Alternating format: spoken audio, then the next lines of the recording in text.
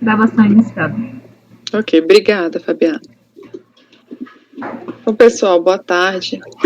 Vamos retomar a nossa sessão de julgamento, dia 2 de setembro de 2020. Vamos iniciar o período da tarde da primeira turma da terceira Câmara da segunda sessão do CAF. Presentes os conselheiros João Maurício Vital, Wesley Rocha, Kleber Ferreira Nunes Leite, Fernanda Melo Leal, Paulo César Macedo Pessoa, Letícia Lacerda de Castro, Maurício Dauri Tim do Vale e Sheila Aires Cartacho Gomes. Nós havíamos encerrado o período da manhã em discussão com os embargos do item 58 de relatoria da doutora Fernanda, Sociedade Campineira de Educação e Instrução, item 58 e 59. E a gente saiu em vista e mesa, já estava bem avançando o horário do almoço, e aí analisando a questão, a doutora Fernanda fez uma alteração no voto, colocou aqui na pasta, né, doutora Fernanda? Mas aí eu vou fazer mais uma pequena alteração, porque o que eu tinha colocado na pasta tinha sido alterar para erro de fato, e agora eu vou acolher os embargos para sanar apenas a questão da obscuridade. A questão da obscuridade no que se refere, porque foram 2 pontos de obscuridade, mas a obscuridade no que se refere ao termo decisão judicial transitada em julgado, quando na verdade não tinha sido transitado em julgado, era apenas uma decisão final com relação ao ponto objeto de análise da imunidade no presente processo. Ok. Então, a senhora está acolhendo os embargos apenas em relação... Parcialmente, né? Vai ser parcial ou não? Parcial, né? Acolho parcialmente, porque é somente com relação ao um ponto de obscuridade, desculpa. Então, eu vou colocar em votação, então. Doutor João, como vota? Acompanho. Doutor Wesley. Então, ficamos só para acolher a obscuridade e a contradição, né? Uhum. Não, contradição não. Não, só obscuridade. Ah, perfeito. Então, eu acompanho a relatora nesses termos e cumprimento o nosso rico debate aqui, porque se aprende bastante também. Também acho. Doutor Kleber. Eu acompanho a relatora. Doutor Paulo. Eu acompanho a relatora. Doutora Letícia. Acompanho. Doutor Maurício. Acompanho. Eu também acompanho. Então, acordo os membros do colegiado, por unanimidade de votos, em acolher parcialmente os embargos em relação à obscuridade apontada, né? Não, acolher parcialmente os embargos. Não, acolher os embargos em relação. Para acolher os embargos. O parcialmente já vai colocar lá no voto dela, que está dando a contradição. Para acolher os embargos, já dizem, acolher os embargos para sanando a obscuridade apontada. Uhum. Retirar do voto. Eu acho que é só no voto, né? Porque no dispositivo e na conclusão não teve transitado em julgado. É só no voto. Retirar a expressão no voto. É isso, doutor João? Não, na emenda também. Tem que fazer nova emenda, doutora Fernanda, depois. Só para tirar a expressão. Então, acordo os membros colegiados por unanimidade de votos em acolher os embargos. Sem efeitos infringentes, né? Isso, sem efeitos infringentes. Para sanando a obscuridade apontada. Para sanando a obscuridade apontada, re-ratificar o acórdão tal, né? Isso. Retirando-lhe as referências ao trânsito em julgado do RE tal. Porque tem referência na emenda e deve ter no voto, tem no voto também.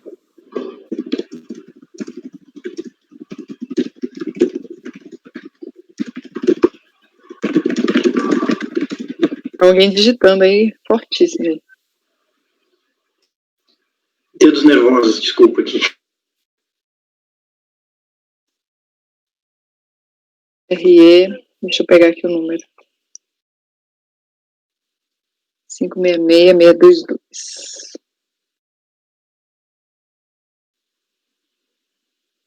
O outro vai ser igualzinho, tá? O próximo é idêntico. Dá só o número do acórdão, né? Acórdão 2301-007-274. É bom botar a data aqui. Você tem a data, Fernanda? Tenho sim, deixa eu ver aqui que eu já te digo. Estamos 58 ou 59? 3 de junho de 2020. 58. 3 de junho de 2020? Isso, é o acórdão 7.274, né? Isso, 7.274.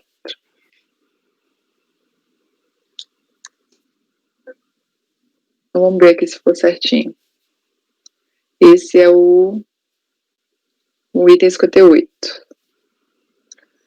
Acordo aos membros do colegiado, por unanimidade de votos, em acolher os embargos sem efeitos infringentes, para, sanando a obscuridade apontada, re-ratificar o acórdão 2301-007-274, de 3 de junho de 2020, retirando-lhe as referências ao trânsito em julgado do RE 566-622. Certo? O outro eu vou alterar só o número do acórdão e a data da decisão é a mesma, não é, Fernanda? A data de decisão é a mesma. Foi no mesmo dia. Vou colocar só o acórdão 276.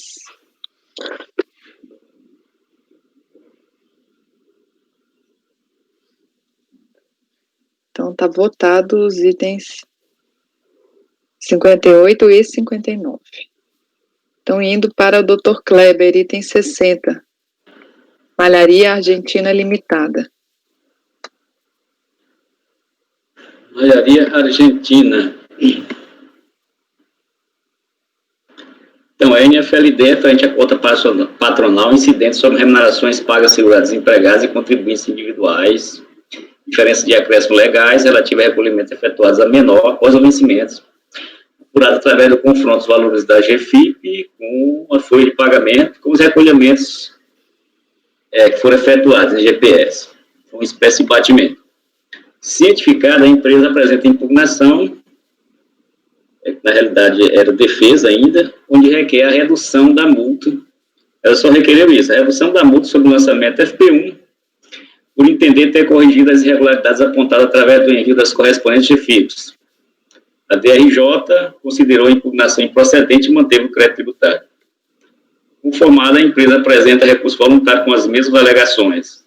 Também só que reduzir a multa sobre o levantamento FP1, porque fez a IGFIPS. Eu levanto aqui de ofício prejudicial de método de decadência, né? Não consta alegação de decadência no período do lançamento pelo recorrente, nem na impugnação, nem no período de recurso. No entanto, eu levanto aqui por ser de ordem pública, para verificar se nessa NFLD, que inclui as competências 4 de 2000 a 9 de 2006, com data de ciência em 21 de 12 de 2006, se as mídias já se encontravam decaídas. Para se verificar se houve antecipação, de acordo com a súmula 99, e eu verifiquei da análise do relatório fiscal, o RDA de folhas 63 e 64, consta uma GPS apresentada ao contribuinte da autuação no período lançado. Aplicando-se, então, a regra deicial do 150, que houve antecipação de pagamento, a competência 11 de 2001 estaria decaída em 31 de 11 de 2006, tendo em vista a ciência ocorrer em 21 de 12 de 2006. Portanto, devem ser excluídos do lançamento, por decadência, as competências até 11 de 2001, inclusive. E eu aplico aqui a mesma decisão com relação à redução da multa, que foi o que ele pediu. Na realidade, o artigo 35 da Lei 8.212 previa a redução de multa em 50% caso houvesse a declaração em GFIP até a data da ação fiscal. Não foi o caso aqui, entregou a GFIP já depois da ação fiscal, então ele não tem direito, a multa é irrelevável. O exposto, voto por dar parcial provimento ao recurso para reconhecer a decadência até a competência 11 de 2001, inclusive. Esse é o voto.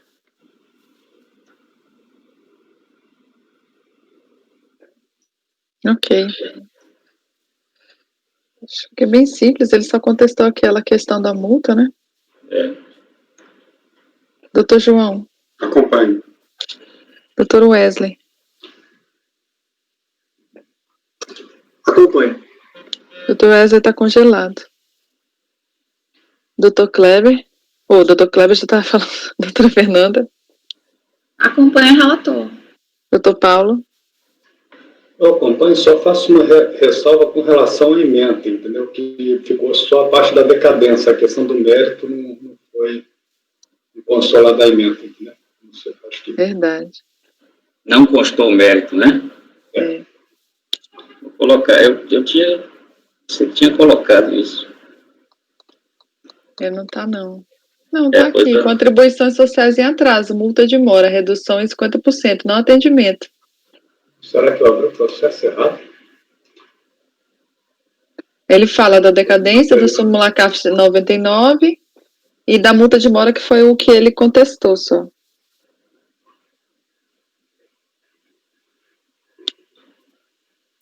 É que você abriu errado, Paulo? Foi o Malharia Argentina, 2007-37. Mas tá, eu achei que essa súmula tratasse só da decadência também, então me enganei. Retiro a ressalva. Não, é porque tem aqui as contribuições sociais em atraso, multa de mora.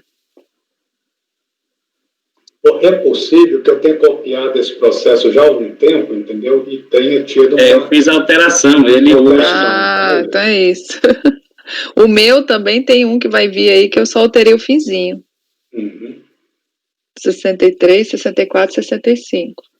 Esse negócio de emenda agora é tendo cuidado. Tô pegando no pé, né, Kleber? Não, eu vou fazer um destaque aqui, só para lembrar, doutora Sheila, que a emenda é votada. É votada, exatamente. Quando a gente vota, a gente está votando a emenda. Sim, não, e eu tô pegando... Eu tô pegando colegiado todo. Ele tá falando negócio da emenda porque eu tô devolvendo vários votos por conta de emenda. Pois é, o que eu tô dizendo é que a responsabilidade é do relator, mas não é só. Fez certo o Paulo agora de observar a emenda. Às vezes a gente tem que olhar. Sim, a gente tá passando batido. Tá votando emenda. Aliás, o Berini falava uma coisa interessante, Sheila, que a gente chegou a fazer isso, o Wes vai lembrar, 1 ou 2 sessões, depois a gente parou de fazer na época do Berini ainda, que era ler a emenda. Sim. Como ler o relatório e como ler o voto.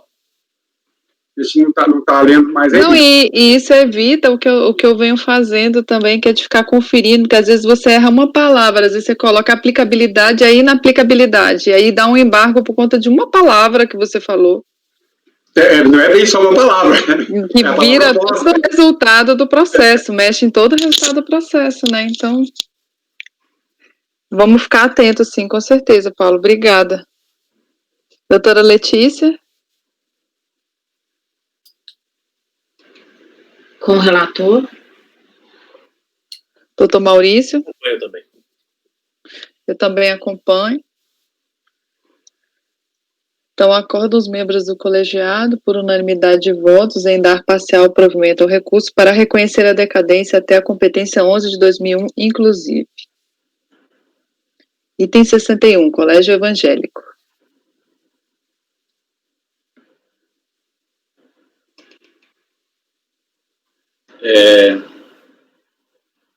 Esse aqui também eu coloquei hoje aí, o mérito hoje também da...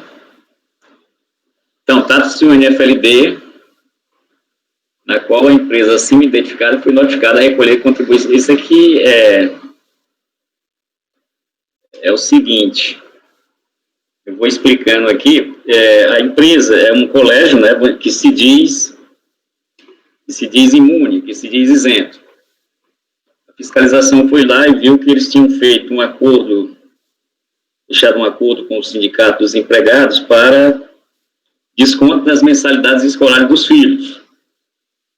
Então, como a empresa é isenta, o fiscal fez o levantamento da diferença dos segurados, né, da contribuição dos segurados, que a empresa não reteve por achar que, a empresa achava que essas bolsas de estudos, desconto nas mensalidades escolares, acertada em convenção coletiva, seria isenta da contribuição previdenciária. No caso dos empregados, porque a empresa é isenta, é imune.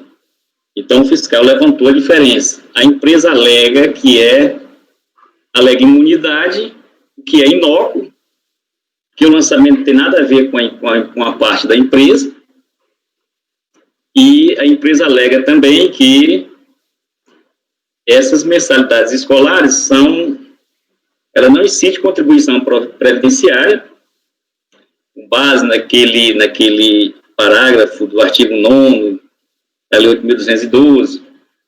Na realidade, aqui não é bolsa de estudo,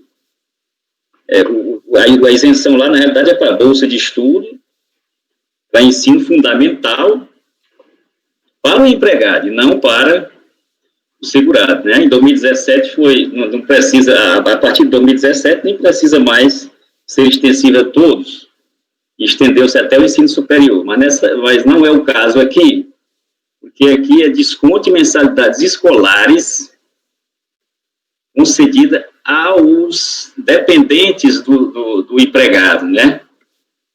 Então, a questão da alegação de imunidade não está o caso, eu repito, o voto aí da RJ, não é o caso, porque aqui o lançamento da parte dos empregados. Quanto à questão da decadência,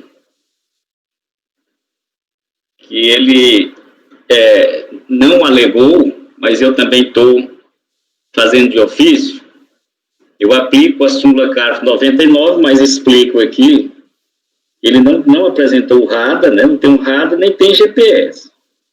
O que tem é um relatório do fiscal, um relatório bem grande, todos do período, né, com todos os empregados do colégio, no qual ele abate o valor descontado do segurado. Eu presumi aqui que houve o recolhimento, né, por esse relatório, mesmo porque eu acho que se o auditor fiscal, por ofício, teria que fazer um levantamento no Código 71, caso constatasse que não houve recolhimento, né, que houve a retenção do segurado e não houve recolhimento. Por isso, a decadência que iria até o mês 11 de 2006, ela se estende até 4 de 2000, né? Mais 4 até 3 de 2000, mais de 2000 e... coloquei aqui, né? Até 3 de 2002, porque foi em 2007, em abril de 2007, a ciência. Então, esse é a questão do processo aqui, um lançamento de diferença de contribuição de segurado, né, referente ao reconhecimento de que é salário, o desconto dado na mensalidade escolar para os empregados. Então, o fiscal fez esse levantamento, que eu considero correto, só que até 3 de 2002, sendo o lançamento tendo ciência em 4 de 2002 e 2007, está decadente. O exposto, eu voto por dar provimento parcial ao recurso para reconhecer a decadência até a competência 3 de 2002, inclusive. Esse é o voto. Doutor Wesley, pediu a palavra. Pode falar, doutor Wesley.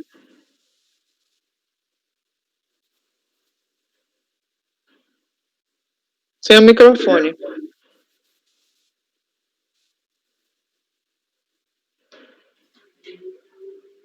Não, então nós temos o caso extensivo, né, pelo que eu entendi do relatório e do voto, de que a Bolsa, no caso, o relator entendeu que não se estende aos dependentes dos segurados. É essa a conclusão, pelo que eu entendi, né?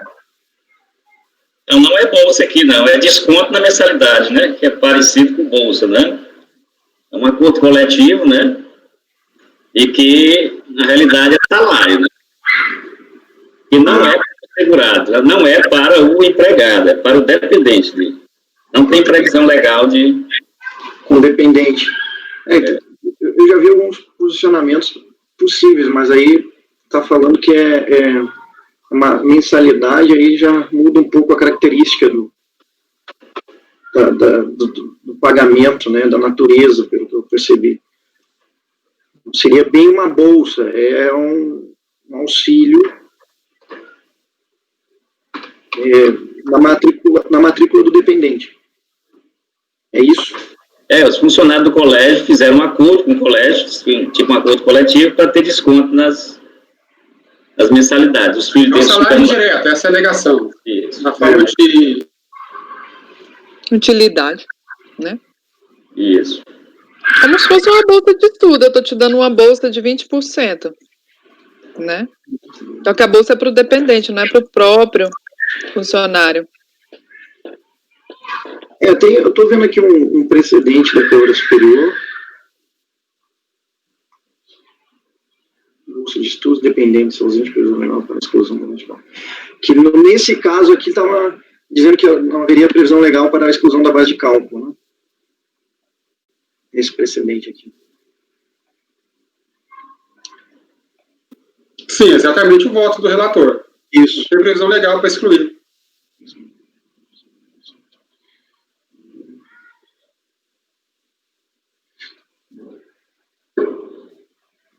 Aqui ele faz uma análise de 3 requisitos, tá?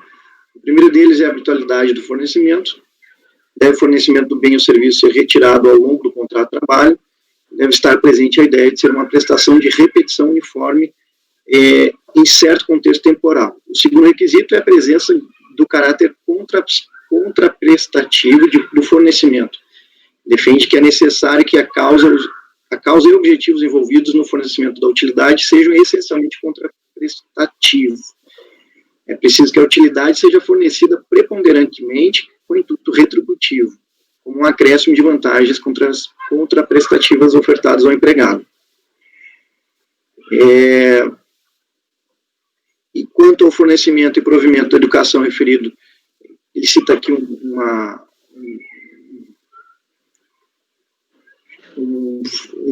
passagem que destaca, né, que tratava-se de imposto devido à empresa pela própria Constituição e, por tal razão, o bem ou serviço ofertado não poderia ser classificado como salário-utilidade.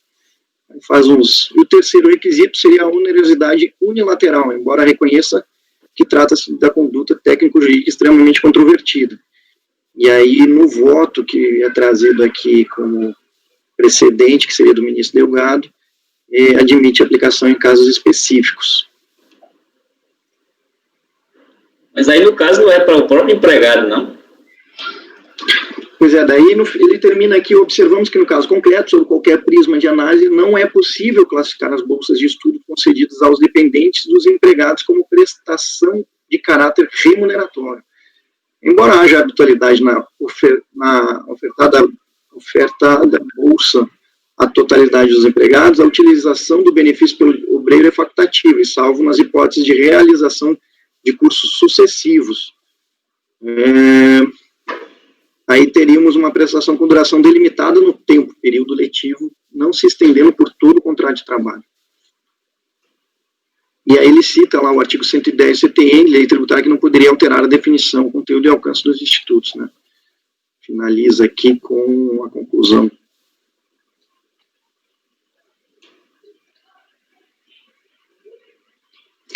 E aí ele termina o voto lá dizendo o seguinte: com o apoio da jurisprudência dominante do STJ, a qual melhor interpreta a amplitude da base de cálculo da contribuição previdenciária, concluo que as bolsas de estudos fornecidas pela instituição aos dependentes dos seus empregados não possuem natureza remuneratória, não se sujeitando, portanto, à incidência do tributo lançado. Isso aqui é um voto do... Isso aqui é um voto da Câmara Superior. Qual é o número do acordo, doutor Wesley? Eu estou vendo se não foi vencido esse voto aqui, viu?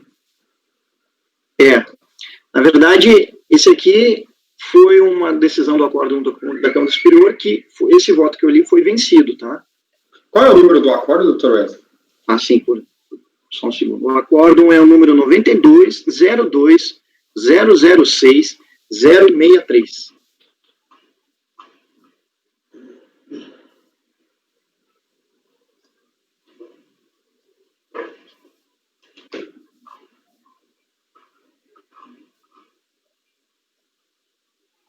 E aí o voto vencedor, obviamente, vem pela incidência da verba da contribuição previdenciária, né, sobre as bolsas de estudos de dependentes.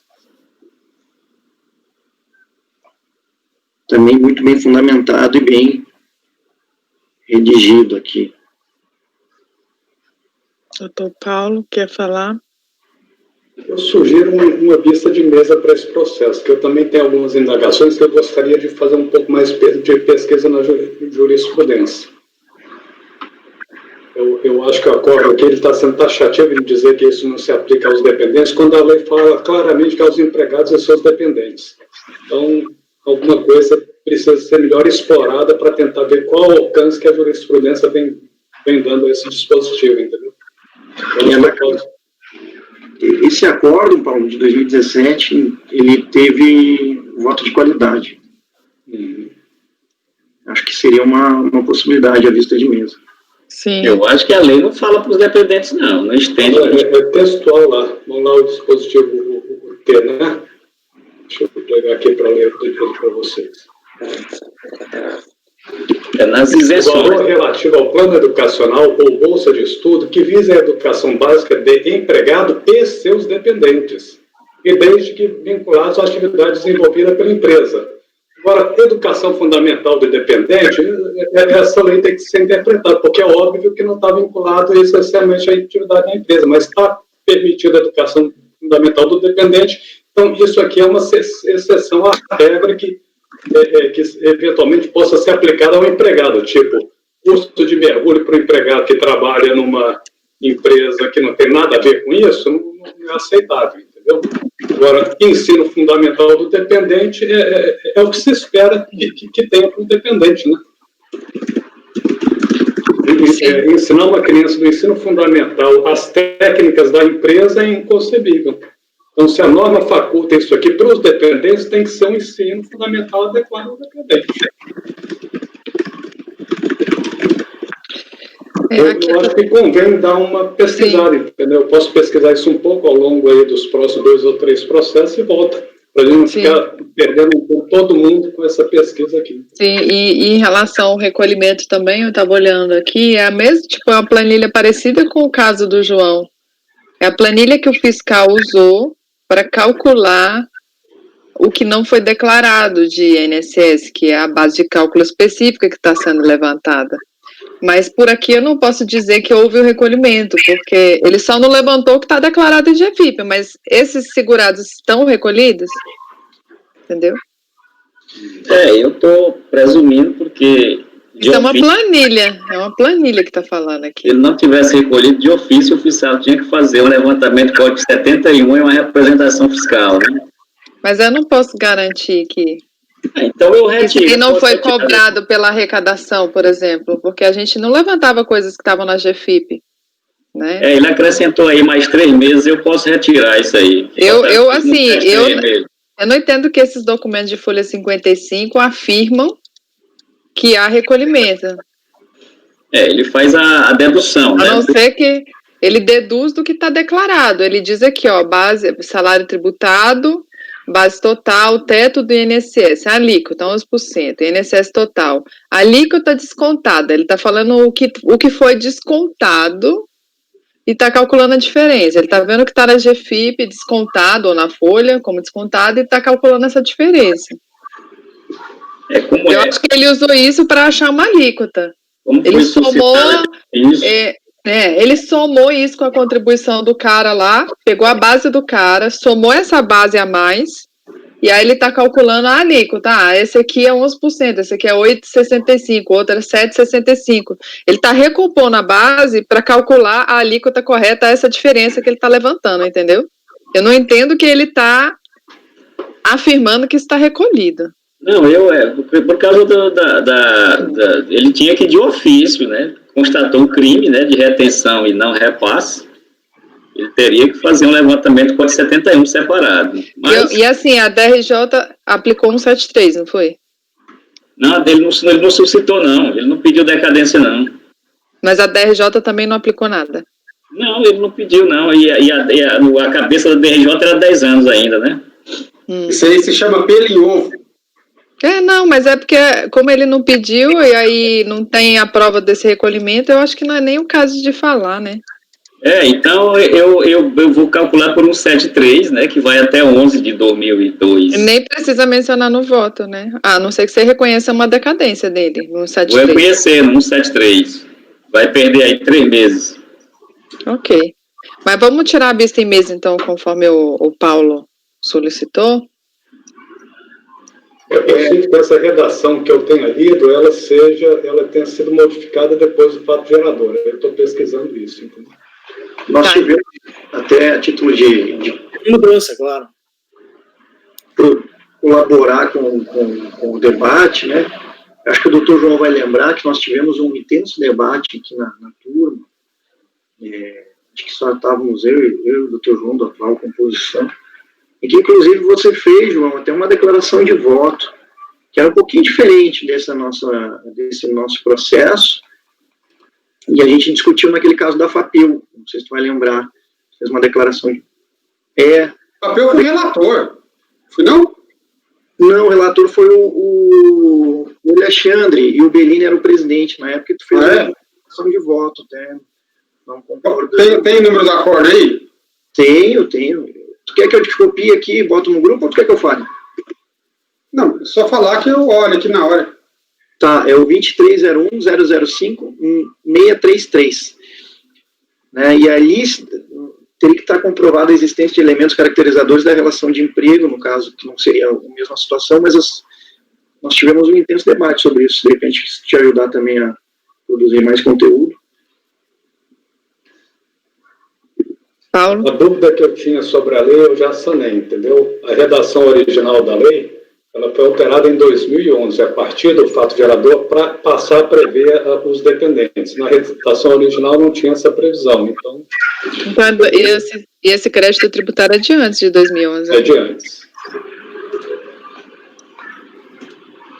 Mas, peraí. A redação original diz o seguinte: o valor relativo a plano educacional que vise ao ensino fundamental e a cursos de capacitação e qualificação profissionais vinculados às atividades envolvidas pela empresa, desde que todos os empregados e dirigentes tenham acesso ao mesmo. Então, aqui está bem vinculado a empregado do Estado.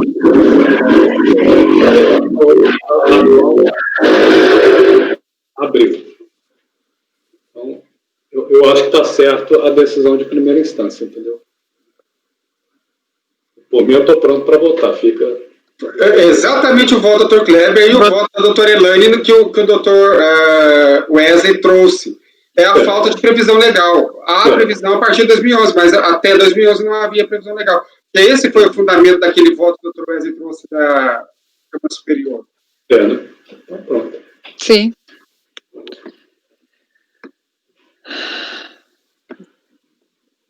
Wesley, você está sem microfone. Nós temos uma interpretação, né, e aí que dá aso a essa possibilidade de que pese lá, fica a dúvida, né, se antes de 2013, né, se eu não me engano, ou 2011, 2011, poderia se conceder isso. Tem ali a solução de consulta apresentada, nós tivemos uma solução de consulta que me parece que determinado pelo artigo 28, parágrafo 9 da lei, combinado com o artigo 111, que trata a interpretação literal das normas, que versa sobre a suspensão e a exclusão do crédito tributário, né, dispensa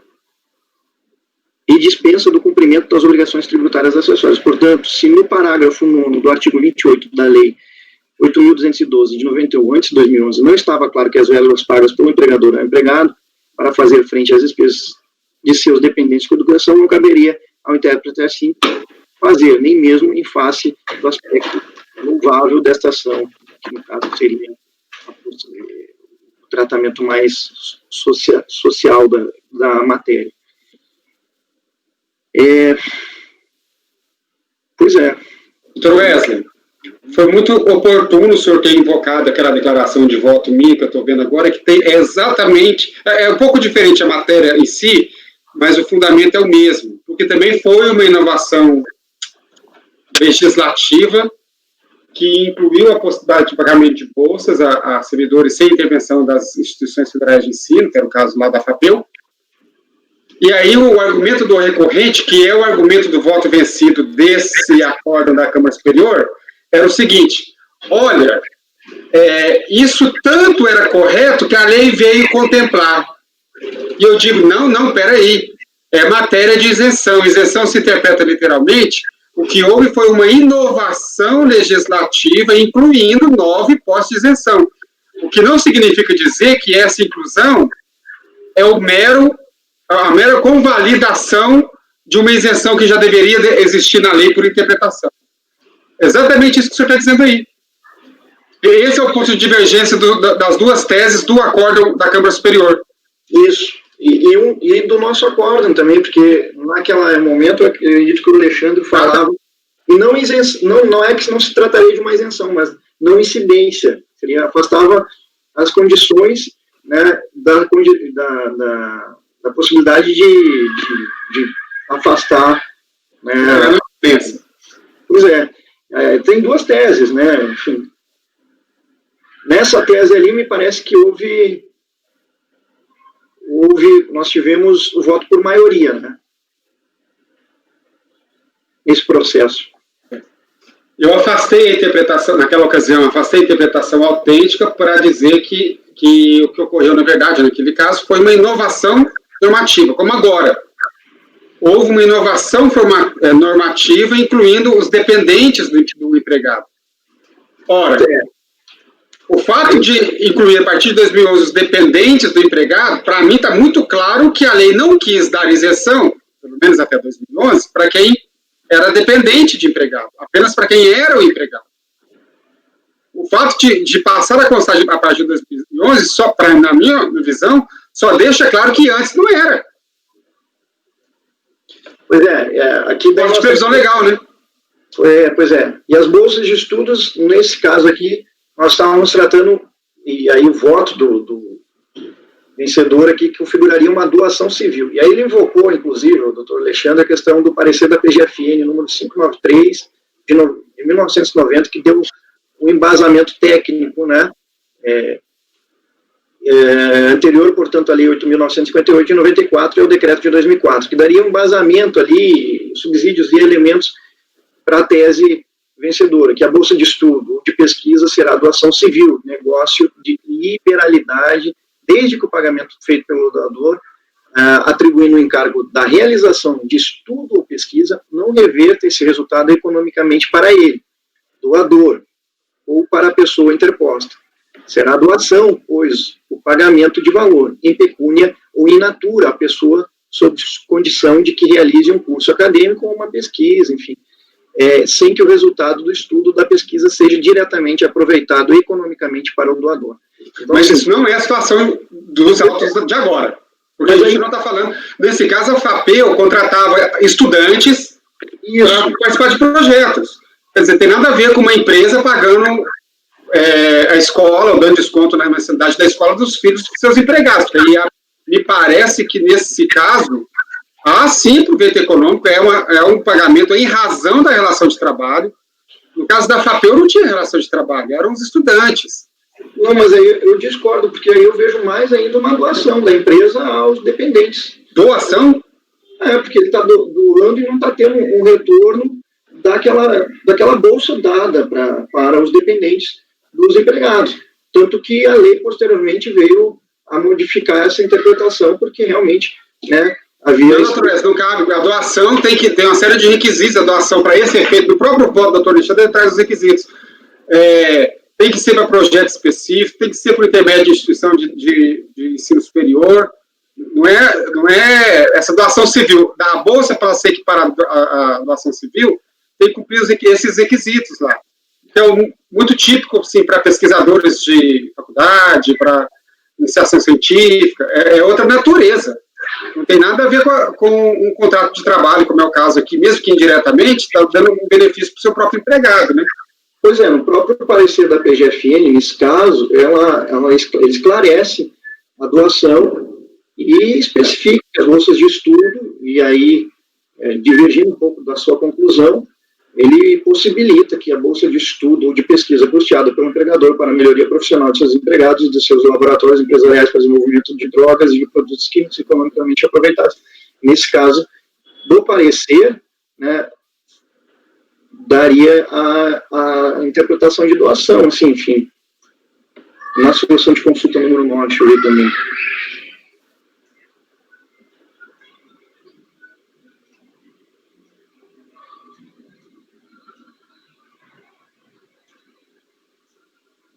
Bom, enfim, eu também estou pronto para votar. Você quer pedir vista em mesa, Wesley?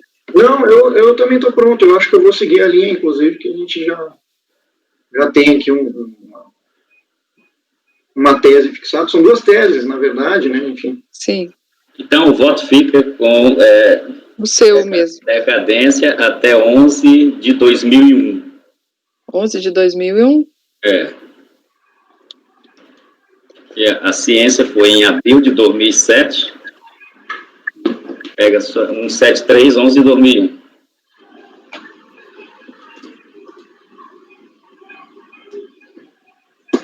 Ok.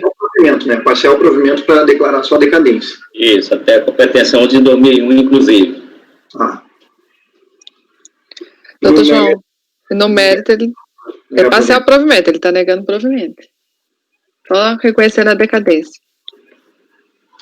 Eu acompanho na decadência e no mérito eu acompanho por absoluta falta de previsão legal para excluir da base de cálculo, salário de contribuição do empregado, o benefício dado ao empregado com o pagamento de bolsa, seja desconto na mensalidade do seu próprio filho. E eu vejo claramente que esse montante, esse valor aí, ele é um salário indireto, ele está relacionado com o contrato de trabalho do empregado. Então, me parece que por falta de previsão legal, tem que constar do salário de contribuição. A partir de 2011, com a previsão legal, se exclui, mas até então não havia possibilidade de excluir. Doutor Wesley, como voto? Bom, então eu vou abrir divergência. Eu entendo que há a possibilidade de afastar essa verba em razão de alguns precedentes, inclusive do próprio CARF, e que posteriormente, inclusive na lei de 2011, veio a ser reforçado toda essa interpretação dada, e para não descumprir nenhum dispositivo legal, né, houve inclusive interpretações no sentido de não tratar-se somente de uma isenção, mas de não incidência sobre essa verba. E aí tem aí os pareceres da PGFN, enfim, votos que nós já tivemos em colegiados e argumentações. Eu vou abrir divergência e vou ficar na tese de que não há incidência nesses casos. Ok. Doutora Fernanda? Acompanho o relator. Doutor Paulo? Com o relator. Doutora Letícia? Com divergência. Doutor Maurício? Olha, levando em consideração que os sistemas normativos são sempre instantâneos, eu acompanho o relator, né? Houve a modificação só em 2011 mesmo para fazer constar os dependentes. Então, eu também acompanho o relator. Então, acordo os membros do colegiado, por maioria de votos, em dar provimento parcial ao recurso para reconhecer a decadência até a competência 11 de 2001, inclusive. Vencidos os conselheiros Wesley Rocha e Letícia, que deram provimento integral ao recurso.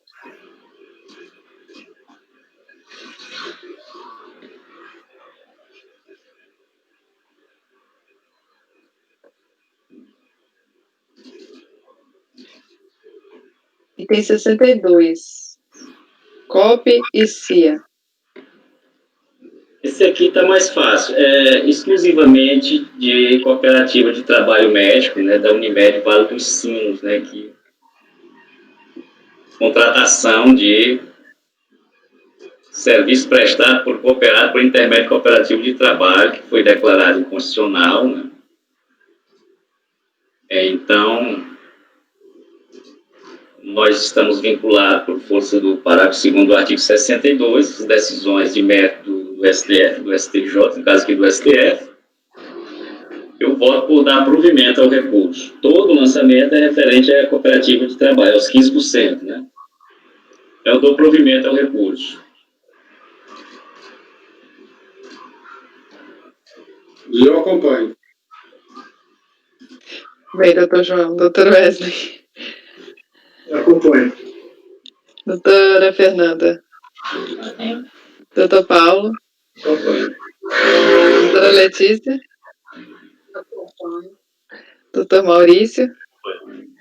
Eu também acompanho. Eu vou pedir desculpas aí, principalmente ao doutor Maurício, porque essa matéria já teve uma época que ela passou muito aqui no colégio. Eu não sei se a doutora Letícia já viu essa matéria também. E aí a questão do pagamento feito a cooperativas de trabalho, que é o caso da Unimed, tem que tomar cuidado, tem outros tipos de cooperativa, mas a cooperativa de trabalho não incide a contribuição previdenciária. Então a matéria já está superada no caso.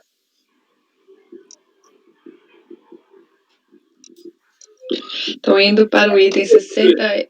Cooperativas. Hã? Oi? Eu tenho um artiguinho feito sobre tributação de cooperativas. Se vocês quiserem, eu... Obrigado. Opa! Compartilha aí. Eu tenho interesse. Manda pra gente lá no grupo. Aqui, pessoal, esse Juiz de Fora, eu vou começar pelo item 64 ou 65, porque são os autos de obrigação principal, e o 63 é o 68, e o que se for decidido no 64, vai se aplicar o 63.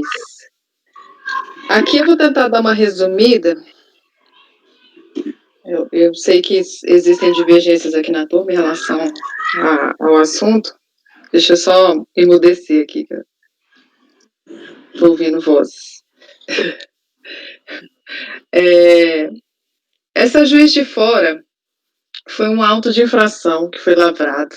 O 64 corresponde à parte patronal e o 65 a terceiros, que se referem à empresa concedeu habitualmente, segundo a fiscalização, ao diretor empregado Elcio Pinto Braga, um benefício sob a forma de utilidade chamado pagamento de despesas com hotel, habitação, visando a atender às despesas com habitação do referido diretor, mas não considerou tais valores na apuração da base de cálculo das contribuições previdenciárias. Aqui, verificando a contabilidade, há pagamentos mensais e valores que se repetem em relação a essa hospedagem dele nesses hotéis. Isso foi verificado nos livros de diário, foram apresentadas as notas fiscais, e quando ele foi cientificado, a DRJ julgou improcedente o lançamento, e cientificado a decisão de primeira instância, ele alega que o empregado, Elcio, residia na cidade de Belo Horizonte com sua esposa e filhos, que ele nunca morou em Juiz de Fora, e que passou a exercer suas funções na cidade de Juiz de Fora, e lá ficava de segunda a quinta ou sexta-feira. Que enquanto ele permanecia trabalhando na cidade de Juiz de Fora, a empresa sempre lhe custeou as despesas, pois estava a exigir que ele prestasse serviço fora de sua cidade.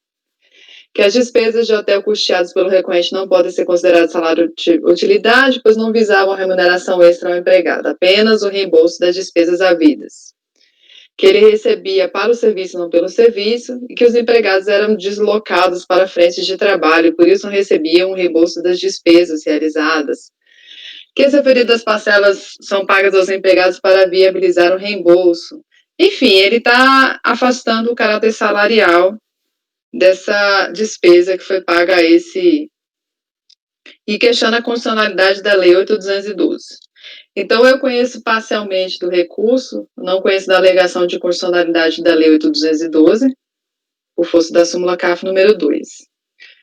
Em relação à questão dessa habitação, hospedagem, ele não traz nenhum elemento aos autos que comprovem essa necessidade de serviço naquela cidade. O que a gente verifica é que esse diretor já foi contratado para trabalhar na própria empresa em Juiz de Fora.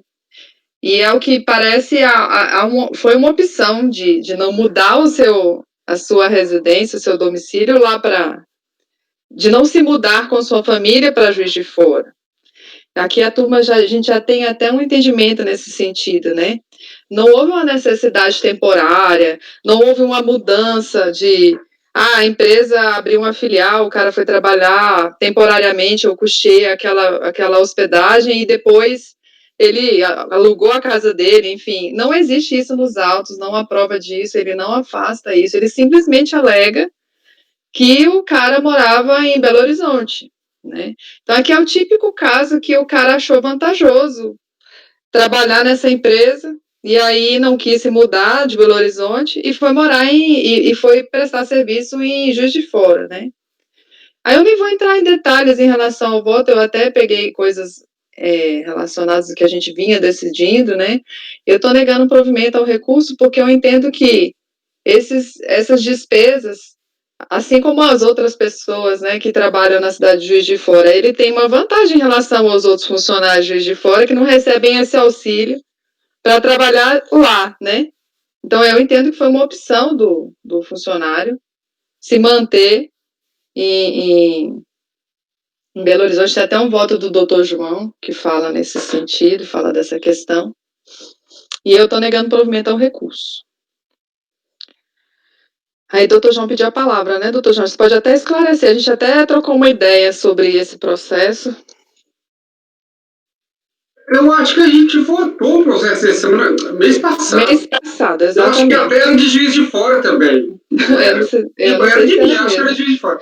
E a gente votou, acho que foi um da Fernanda, que era Camaçari, que o pessoal era contratado da Petrobras. Acho que era Petrobras. Alguma dessas indústrias petrolíferas de Camaçari, que contratava os profissionais, acho que no Rio de Janeiro, lugar exemplo, para trabalhar na Bahia, e tinha o alojamento e queria dizer que isso era parte de salário. A gente já voltou várias vezes essa matéria. Essa matéria é recorrente. Teve a Telenge também, já mais antigo, da época do Dr. Wesley. Então, enfim, aí nesse caso, se ele foi contratado para trabalhar, morasse onde morasse, foi contratado por uma empresa de Juiz de Fora para morar em Juiz de Fora, a CLT determina que ele tem que... Isso implica a mudança da residência e do domicílio. Exatamente. Para Juiz de Fora. Não que ele tenha, de fato, que mudar, mas ele pode optar por ficar em Belo Horizonte. Mas o ônus de morar, de ficar os dias em Juiz de Fora, as noites lá no hotel em Juiz de Fora, é dele. E se a empresa está pagando um salário. Eu coloquei assim, por faculdade, liberalidade, o autuado decidiu arcar com as despesas de hospedagem do funcionário, que optou por manter sua residência em Belo Horizonte, né? Sim. Nada impedia que assim agisse, mas fora do alcance do incentivo previsto no artigo 28, parágrafo 9º da lei. Que o incentivo é somente para a situação temporária, que a pessoa mora em Belo Horizonte, foi contratada para trabalhar em Belo Horizonte, então o seu contrato de trabalho diz claramente que ele trabalha em Belo Horizonte, mas abriu uma empresa lá em Juiz de Fora, uma filial, ou uma necessidade de trabalho de ir para Juiz de Fora, aí é diferente, ele vai lá, cumpre a necessidade e volta para o seu local de trabalho em Belo Horizonte. Aqui é a situação diferente. O local de trabalho dele é Juiz de Fora, foi contratado para trabalhar em Juiz de Fora. E a empresa nem filial não tem nada. Eu olhei contrato social, olhei tudo. Tem nada. Ele foi contratado para trabalhar lá, mas ele não quis mudar com a família, né? Então. Salário direto. Salário direto. Foi temporário isso? Nada. Durante todo o procedimento de fiscalização, existia esse pagamento de despesa, foram vários anos aqui. Foi um tempo. A empresa tem filial em Belo Horizonte? Não. A empresa é de Juiz de Fora. É de Juiz de Fora. O contrato de trabalho dele é em Juiz de Fora, não tem como ser temporário. A empresa Juiz de Fora diesel. Só por uma... E aí, então, se alguém tiver algum questionamento, vou colocar em votação, então. Doutor João, eu estou conhecendo parcialmente do recurso, não estou conhecendo as alegações de inconstitucionalidade. A diferença em relação ao de terceiros, ele não alega a questão da inconstitucionalidade da 8.212, então vai ser só alegar provimento no item 64. Aí o 63 é o 68, a gente abre ele e vê o que eu escrevi. Eu acompanho. Doutor Wesley.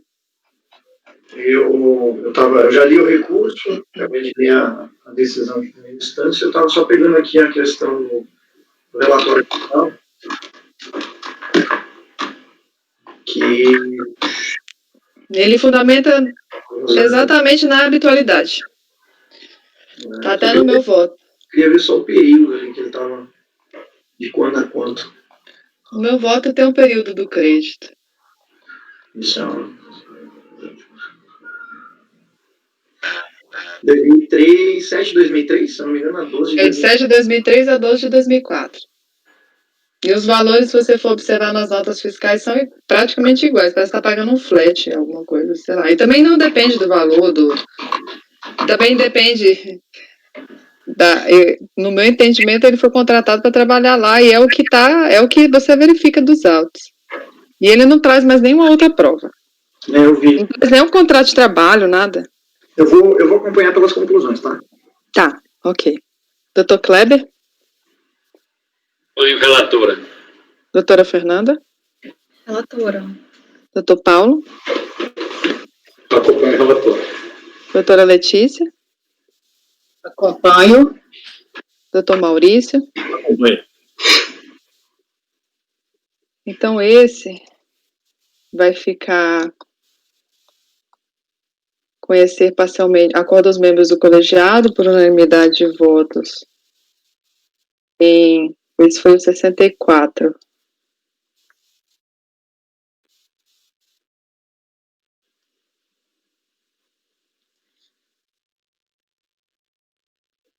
Conhecer parcialmente do recurso.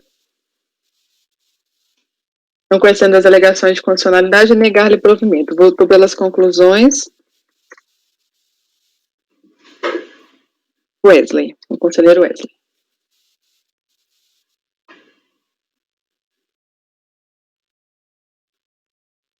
O seguinte, que é o 65, é só negar provimento.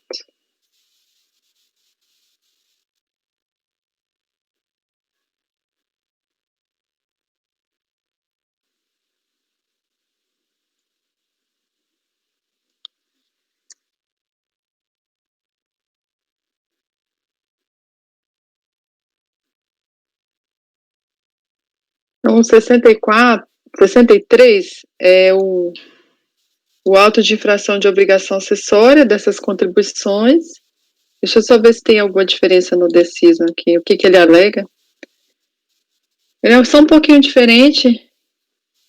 Ele alega que esse auto está diretamente ligado ao de obrigação principal, que ele não declarou em GFIP porque ele entendia que a base de cálculo não se constitui em fato gerador, que ele não teve intenção de sonegar, que houve dupla punição para o mesmo ato, que ele disse que a obrigação principal e esse auto de infração de obrigação acessória consistiam em bis in idem, que inexistindo a obrigação principal não há que subsistir a acessória, que a multa exigida é confiscatória, que houve ofensa ao princípio da equidade, capacidade contributiva, que a autoridade administrativa fixou um valor aleatório para a multa, ofendendo o princípio da legalidade, e que deve ser aplicada a multa um valor mínimo e atenuada a multa em função da primariedade. Então, aqui eu estou conhecendo parcialmente também, não estou conhecendo as alegações de inconstitucionalidade acerca da multa de ofício confiscatória e ofensas a princípios constitucionais. No mérito, aqui eu estou informando que a obrigação principal foi julgada nessa mesma sessão e que foi mantido o lançamento, então o nada aprovei em relação à questão de que, se considerar isso, o principal vai ser mantido, então o acessório também vai permanecer. Só que aqui, em relação à multa, como ele cita em relação à redução da multa, ele pede... Eu entendo que é o caso de aplicar a súmula CAF 119 para fazer o comparativo da multa, por conta desse AI 68, porque o crédito lançado foi anterior à medida provisória, né? Então, eu tô dando parcial provimento para aplicar a súmula 119, para calcular a multa mais benéfica. E aí, em relação à atenuação, eu invoco 291, e não é o caso, porque ele não corrigiu a falta cometida dentro do prazo da impugnação, que seria o requisito para se atenuar a multa. E aí eu falo que não houve bis in idem, porque as obrigações são distintas, uma obrigação acessória, a outra é principal. E, em suma, eu estou conhecendo parcialmente do recurso, não conhecendo das alegações de inconstitucionalidade e dando parcial provimento para que seja aplicado o disposto na súmula CAF número 119. É o meu voto. Inclusive, quanto a, nesse caso, a invocação de ofício da aplicação da súmula. Como ele citou muita coisa da multa, ele pediu para diminuir a multa e tudo, eu achei que ele estaria contestando de uma certa forma, né, o quantum devido da multa, né? Então eu falei, é o caso. Dr. Wesley? Eu acompanho, presidente. Dr. Kleber? Acompanho. Doutora Fernanda? Acompanho e parabenizo. Obrigada. Dr. Paulo? Acompanho. Doutora Letícia? Acompanho. Doutor Maurício? Acompanho também. Então, esse, que é o 63, vai ficar, acordam os membros do colegiado por unanimidade de votos, em conhecer parcialmente do recurso, não conhecendo as alegações de inconstitucionalidade, e dar-lhe parcial provimento para que seja aplicado o disposto na súmula CAF número 119. Então, 63, 64, 65 já se foram. Continuando, doutor Kleber. 66, Junta Educação Convenção Batista do Rio Grande do Sul.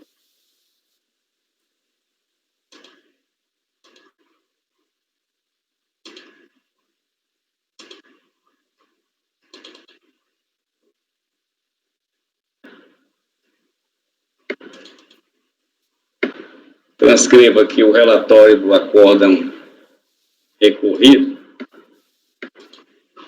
Trata-se de NFLD, lavrada em 14 de junho de 2007. O relator informa... Eu vou explicar isso aqui, porque aqui é o caso de uma concomitância. Essa empresa aqui declarou em GFIP as contribuições previdenciárias, declarava e não recolhia, e o auditor foi na empresa e fez um levantamento para evitar a decadência, né? Porque eles alegavam que tinham uma ação de declaração, ação declaratória de imunidade, né? Se considerava isento das contribuições previdenciárias por força da imunidade constitucional. Direto aqui para o voto, né? Então, no voto aí, o lançamento foi efetuado com fins de prevenir a decadência, quando ao mesmo tempo existia ação declaratória de inexigibilidade, tem um número aí da ação, né? Na qual o contribuinte almejava eximir-se da obrigação de recolher as contribuições previdenciárias, alegando ser entidade imuna nos termos do artigo 150 da Constituição e 195 do artigo da Constituição e 7º do artigo 14 do Código Tributário Nacional. Conforme o relatório de folhas, porque teve uma diligência, a DRJ mandou uma diligência para ver se havia coincidência, né, que se era a mesma matéria, se a discussão acerca da contribuição previdenciária patronal, se era a mesma matéria, né? O relatório está aí, o relatório da diligência, nas folhas 118 e 119, havia coincidência de matéria, né? Era a mesma matéria na ação judicial. Portanto, constata-se que a recorrente ajuizou a ação com o mesmo objeto do presente recurso, restando para ser apreciado o argumento que ela constitui, o argumento que contesta os juros e multas aplicados sobre o valor original do débito, né? Então, ela alegou que tinha a ação, então que não podia ser cobrada, porque tinha uma ação pedindo que reconhecesse que ela era imune, e contesta os juros e multas aplicados sobre o valor original do débito levantado aqui. Questão da concomitância entre ação judicial e processo administrativo versando sobre o mesmo objeto encontra-se simulada, né? Então, ela tinha uma ação, eu aplico aqui a súmula CAF número 1, e não vamos tratar desse assunto porque ela optou pela via judicial, né? E vou tratar agora dos acréscimos legais, que ela questionou também. Quanto aos acréscimos legais incidentes sobre os valores originais, temos que a empresa, em sua defesa, pretende questionar a legalidade da aplicação dos juros e da multa, alegando irrazoabilidade, desproporcionalidade e caráter eminentemente confiscatório das multas e dos juros aplicados no presente caso. E aqui, no caso, eu aplico a súmula CRAF número 2, de tratar de princípios constitucionais. O CRAF não é competente para se pronunciar sobre o constitucional de lei tributária. E, de ofício aqui, eu não sei se eu podia fazer isso, por se tratar de uma concomitância, né? Eu vou tratar da contribuição sobre as cooperativas que está aqui no lançamento. Né? Inclusive,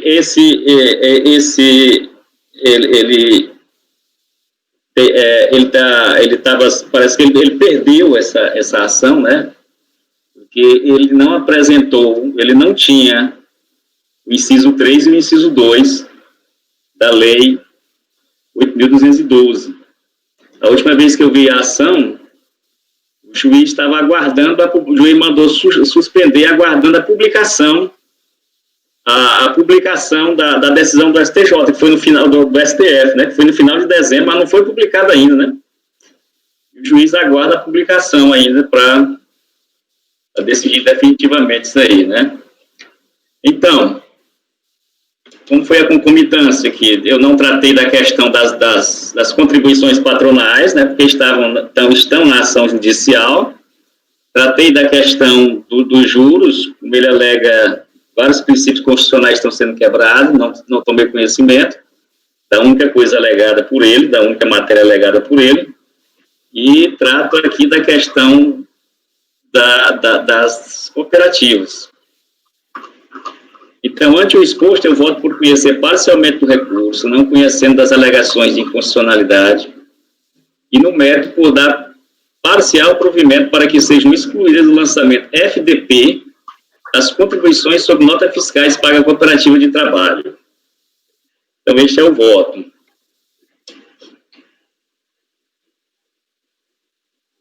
Doutor João. Doutor Cleber, peraí, se eu entendi bem, na questão da concomitância da ação judicial que é concomitante, se discutiu toda a matéria do lançamento, não é? Isso. Então, se discutiu também a questão da cooperativa de trabalho? As contribuições patronais estavam sendo discutidas lá. Ele estava dizendo que sobre essas mesmas bases de cálculo, todas que foram... São as mesmas. Então, a gente não pode decidir sobre cooperativa de trabalho. Se a gente não pode sequer conhecer, quanto mais chegar à decisão. Porque aí a gente já teve essa discussão outras vezes aqui no colegiado. O Instituto da Concomitância existe justamente, deriva do 7235, na verdade deriva do Código Tributário, mas o 7235 está bem mais claro, que em haver ação judicial não haverá decisão administrativa sobre a mesma matéria, porque, nesse caso, obviamente, prevalecerá a decisão judicial. Se ele questiona a tributação sobre cooperativa de trabalho, é o provimento judicial, que certamente ele terá, possivelmente terá, que vai vigorar, não é o nosso provimento. Por isso, não tomamos conhecimento. Esse é o teor da súmula CRAF número 1. Ainda que fosse... Não tomamos conhecimento para decidir nem contra nem a favor. Simplesmente não tomamos conhecimento da matéria, porque a sorte dessa matéria será decidida na decisão judicial. Então, o que sobra é não conhecer do recurso, porque... Exatamente. A outra matéria é inconstitucional. Exatamente. Eu estou presumindo que esteja tudo concomitante, né? Tudo concomitante. Aqui não entra a parte dos empregados. Ele está questionando... Eu digo da cooperativa. Porque a questão aí é a cooperativa, no seu... A cooperativa também entra na imunidade, né? Ele discute isso, a incidência da contribuição sobre cooperativa de trabalho lá na ação judicial. Discute que ele não... Qualquer contribuição patronal, ele está imune. E ela está incluída, né? Isso não é objeto da ação judicial, pelo que eu entendi aqui. Não existe nem recurso contra essa questão aqui nos autos, entendeu? Não houve nem na impugnação, nem no recurso voluntário, pelo que eu entendi. Você está reconhecendo de ofício, né? Isso, estou reconhecendo de ofício. Essa matéria simplesmente não abordar essa questão, entendeu? Então, é preclusa, não tem nem... Então, só resta não conhecer do recurso. Não conhecer, por concomitância. Eu botei aí... Se ele estivesse alegando isso, não seria identidade de matéria, entendeu? Porque lá no judiciário vai decidir apenas a imunidade. Aqui seria outra coisa, seria a incidência sobre cooperados, que não vai ser decidido lá. Mas se isso não foi recorrido, entendeu? Esse argumento, não tem nenhuma tese em torno desse assunto, nem foi decidido em primeira instância nada a respeito, não cabe a gente manifestar de ofício. Se ele tivesse pedido um recurso voluntário, ainda assim seria discutível, seria o caso de apreciar. Eu vi agora, porque se o juiz der, aí não adianta a gente mexer com isso aqui. Se ele ganhar lá no juiz, que não ganhou, perdeu, na realidade, né? Bom, mas de qualquer maneira, então, eu vou retirar essa parte controversa e voto por não conhecer o recurso. Certo. De acordo também. Doutor João, como vota? Eu acompanho no não conhecimento pela concomitância. Doutor Wesley? Concordo com a concomitância e também acompanho o relator. A doutora Fernanda? Descongelou a Fernanda. Acompanho o relator. Tá. Doutor Paulo? Acompanho o relator. Doutora Letícia? Acompanho. Doutor Maurício? Acompanho. Eu também acompanho, então acordo aos membros do colegiado por unanimidade de votos em não conhecer do recurso.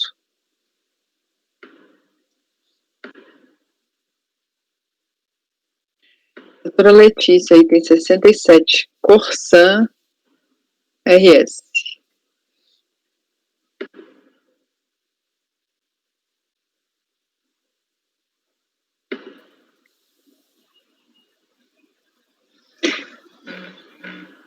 Esse caso é uma obrigação acessória, aplicação de uma multa,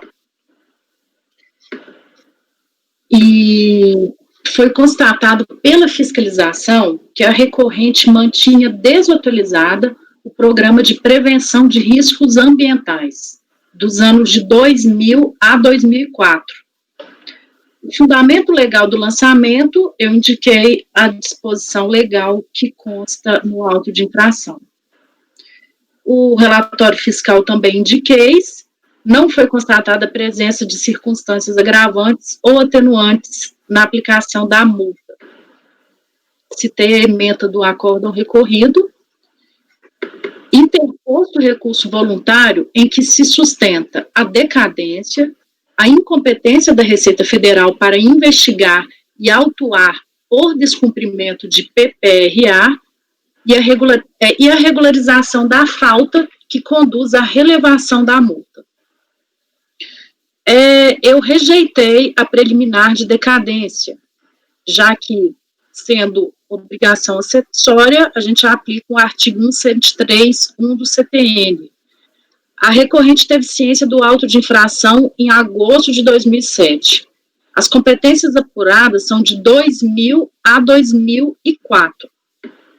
Não obstante a ocorrência da decadência das competências de 2000 e 2001, como bem fundamentou a DRJ, o auto de infração decorreu na aplicação de multa única.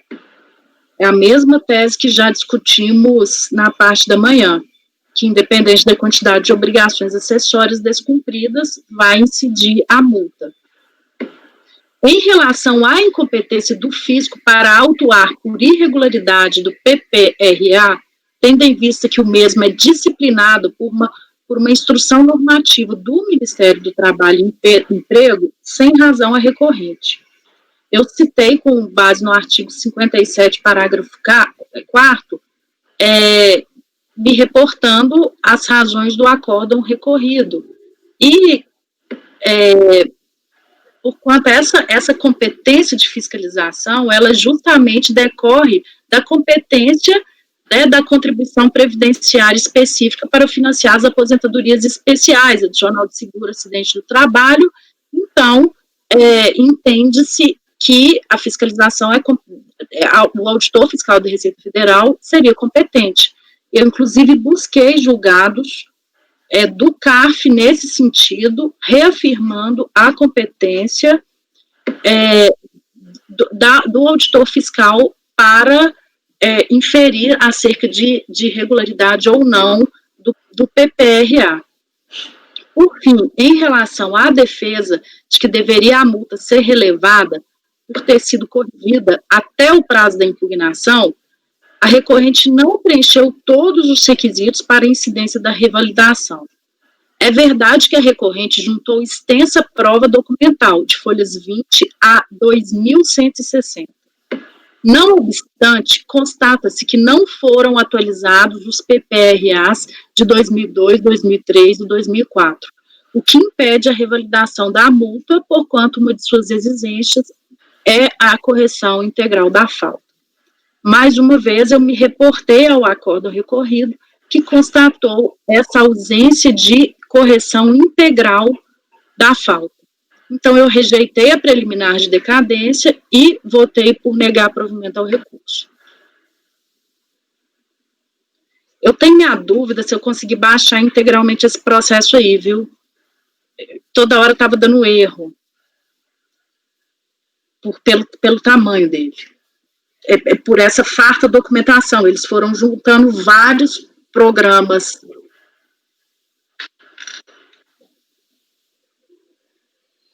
Ok, alguém tem algum questionamento? Auto de infração de obrigação acessória, aplicando a súmula CAF lá da obrigação acessória, 148, para afastar a decadência, negando o provimento, né? Doutor João, como vota? Acompanho, parabéns aí, doutora Letícia, por sintetizar tão bem o voto dela. Doutor Wesley? Eu acompanho, diria que a doutora Letícia parece que já tem um ano de colegiado. Nossa. Resume muito bem, né? Parece que tem o quê? Mais de um ano de colegiado já. Ah, sei. Vamos lembrar dos votos anteriores aí, que nós tivemos que catar documento. Bom, eu acompanho. Doutor Kleber? Acompanha a relatora. Doutora Fernanda? Não saiu o áudio.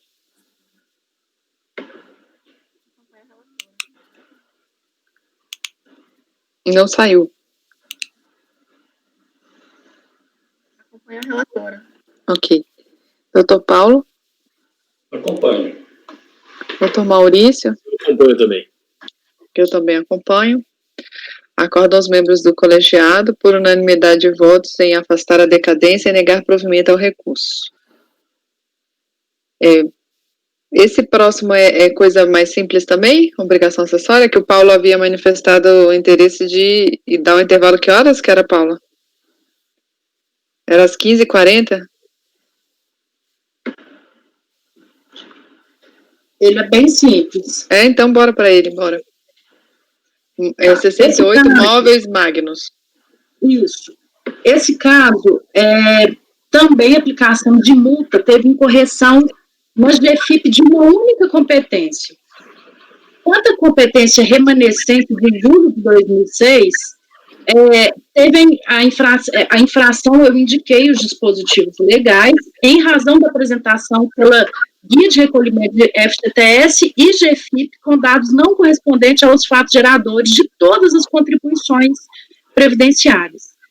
O recurso voluntário, em síntese, sustenta apenas a revalidação da multa. Eu conheci do recurso, frisei que a única tese da recorrente é que preenche os requisitos para ser beneficiada pelas circunstâncias atenuantes diante do então artigo que previa a revalidação da multa. Todavia, conforme salientado nas razões do acordo recorrido, não houve a correção da falta, é dizer, a retificação da GFIP dessa única competência, até a data da apresentação da impugnação. Eu transcrevi com base no artigo 57, eles reafirmando essa questão.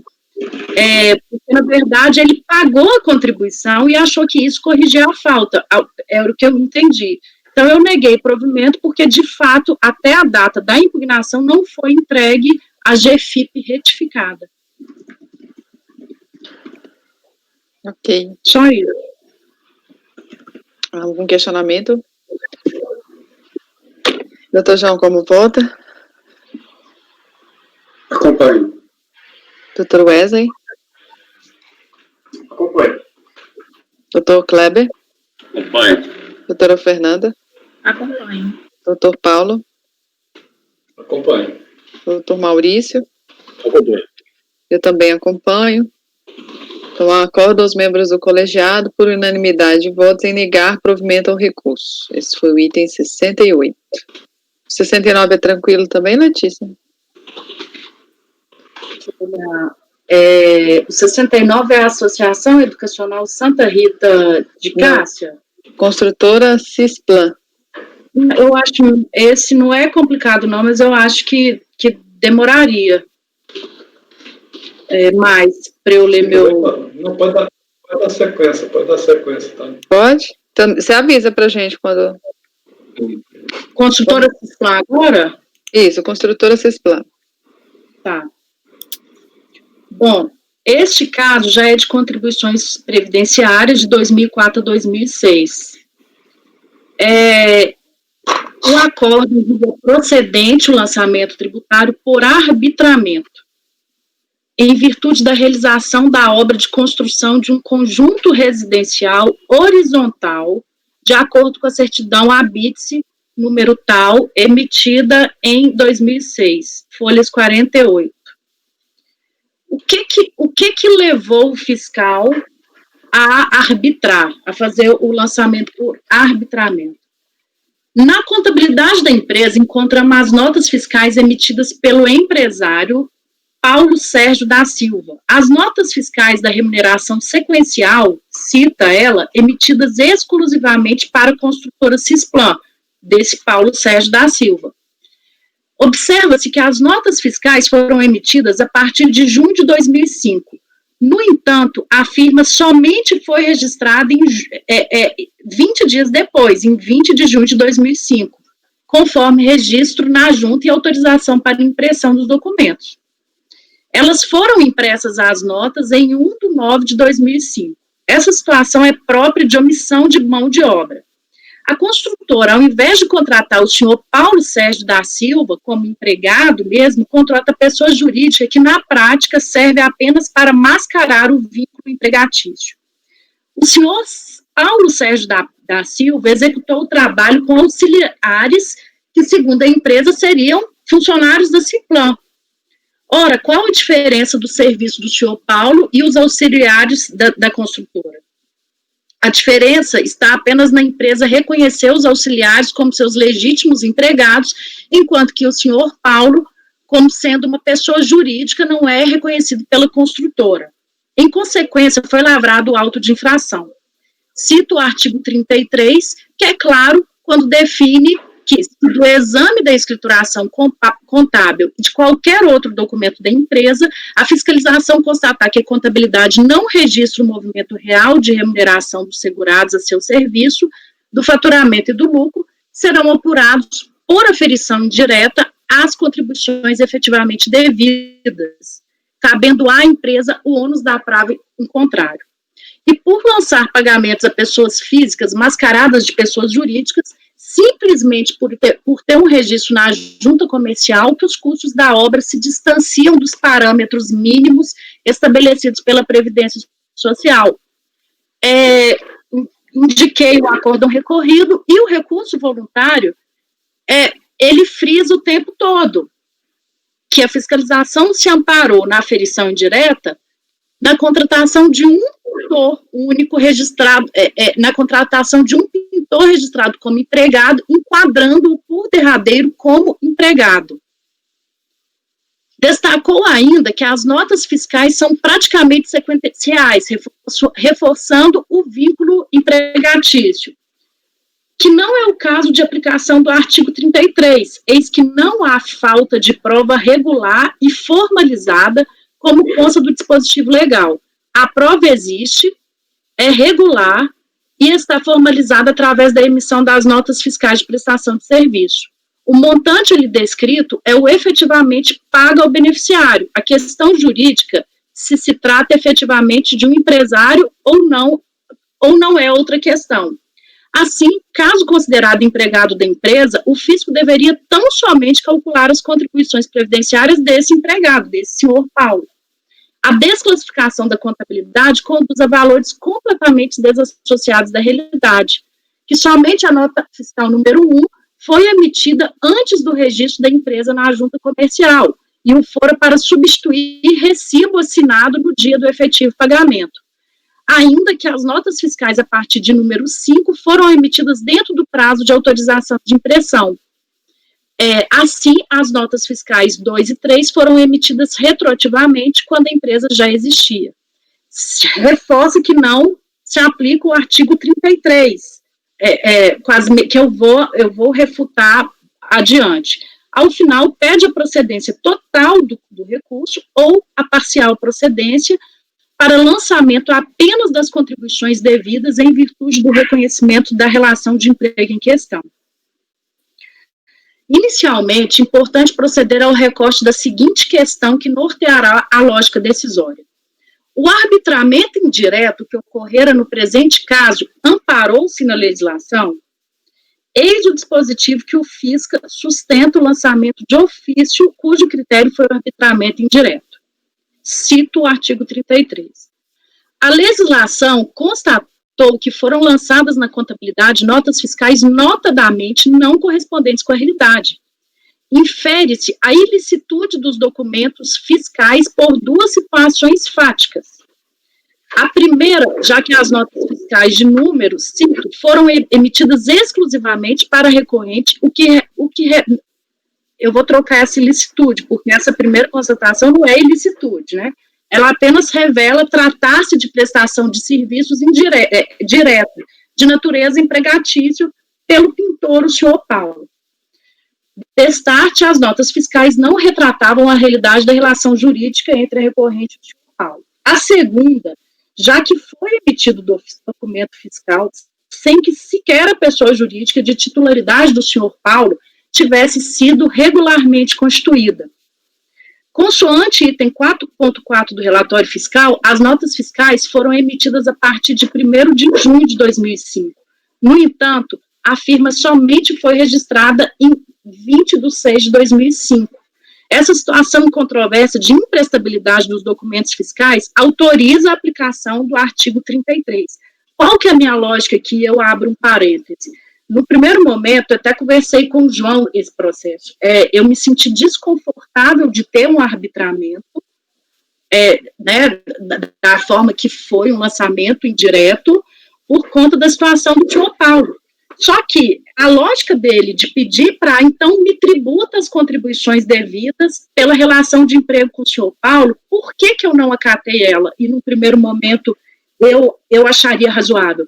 É porque essa nota fiscal não me retrata a realidade. Ela sequer me prova o valor que o senhor Paulo teria recebido. Porque eu não posso falar que ela é inidônea, porque não teve declaração de inidoneidade. Mas ela não retrata a realidade, porque ela não poderia existir, ela não tinha sido autorizada para tanto, né? Então, eu cito, inclusive, o artigo 148 do CTN, que fala que quando o cálculo do tributo tenha por base o valor ou o preço de bens, direitos, serviços, a autoridade lançadora, mediante processo regular, arbitrará aquele valor ou preço sempre que sejam omissos ou não mereçam fé as declarações ou esclarecimentos prestados. Nessa minha lógica, não merece fé os documentos lançados na contabilidade da recorrente, eis que sequer autorizada a sua emissão pela administração tributária. Impôs sejam desconsideradas as notas fiscais, eis que sequer o valor materializado nesses documentos pode ser tido por idôneo. Ao contrário da alegação da recorrente, não se pode afirmar que a contabilidade registrou o movimento real da movimentação. É que, se desconsiderada as notas fiscais, o valor ali indicado não é prova de qualquer real remuneração. Então, o documento é imprestável, como não faz prova do fato que nele é coberta, que é o valor que eu poderia muito bem simplesmente tributar ao senhor Paulo. E o recorrente deixou de provar o pagamento a rigor destinado à prestação de serviços das notas fiscais. Paulo, que elas só um minutinho, Letícia, que o Paulo precisava de sair, não é? Não é isso, eu ia só reforçar para ela uma questão do argumento dela, mas pode ela deixar de terminar. Eu achei que era porque você precisava de sair. Não. Você quer reforçar, Paulo? É só para reforçar que essa nota fiscal, ela não deve ser considerada só ela. É um indício que toda contabilidade é inidônea, entendeu? Então, Exatamente. eu não posso ficar com pena que eu não estou considerando só essa. Isso mostra que ele se utiliza... É a conclusão que ela vai chegar. Se é necessário, eu ler todo. Eu nem sei se é necessário eu ler todo o meu voto. Porque eu fui construindo, primeiro, um sentimento de, só uma nota fiscal, mas é que realmente, no meu voto, na lógica dele, ela fala, olha, eu estou no artigo 33. Eu não posso considerar por essa única nota, porque essa nota sequer me fala que aquele valor está correto, né? Então, meu voto é nesse sentido, eu vou questionando essas questões todas. Olha só, no final, o ponto controvertido do presente feito não é somente o lançamento referente à remuneração paga ao senhor Paulo para a pintura da obra, mas sim de que, da desconsideração das notas fiscais a rigor falseáveis, toda a contabilidade da empresa recorrente fora desconsiderada para fins de aferição da base de cálculo das contribuições previdenciárias. E, por fim, eu transcrevo, eu me reporto ao acórdão recorrido, né, que complementa bem os meus fundamentos, para votar por negar provimento ao recurso, que foi um aprendizado para mim, esse voto, porque eu consegui dissociar essa questão, essa noção de pequenez de valor, né, de conduta, para ver o que isso representa, que é todo, eu não posso confiar naquela contabilidade, né, e é igualzinho, eu conversei com o João, o critério de arbitramento do fisco não é uma coisa absurda, que vai me dar valores extremamente dissonantes, né, é um critério lógico, é um critério que eu consiga alcançar uma razoável realidade, né, do que foi feito. Então, eu votei por negar provimento ao recurso e aplicar o artigo 33 e a aferição indireta.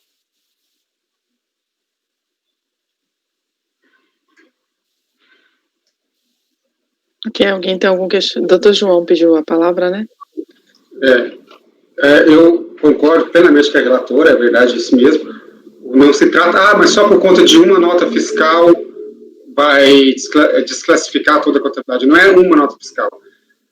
Não é um lançamento contábil que ficou errado.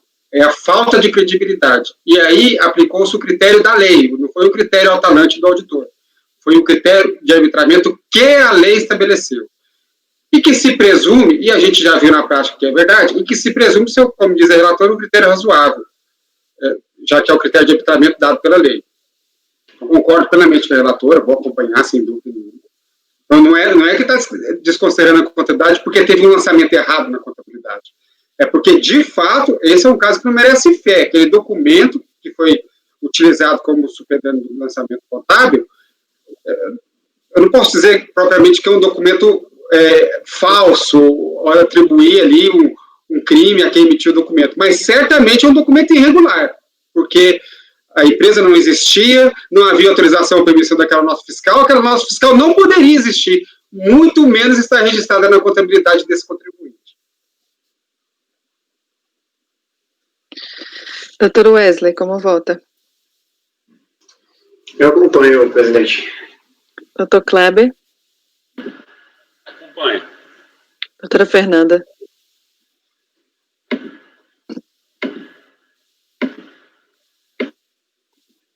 Não saiu o seu áudio.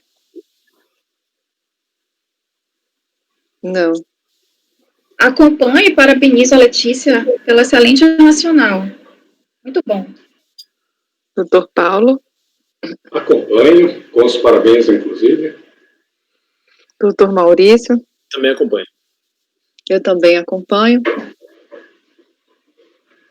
Então, acordam os membros do colegiado, item 69, né? Por unanimidade de votos, em negar provimento ao recurso. E aí, vamos dar um intervalo? Eu vou interromper a gravação, Fabiana, por favor.